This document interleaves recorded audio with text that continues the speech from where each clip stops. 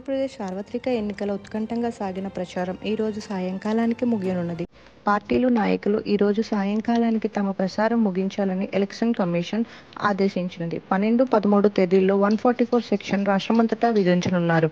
13వ తేదీన జరగబో ఓటింగ్లో ప్రజలు తమ సత్తాను చాటనున్నారు. ఏ ప్రభుత్వానికి పట్టం కడతారో, ఏ ప్రభుత్వాన్ని దించేస్తారో వేచి చూడాల్సిందే.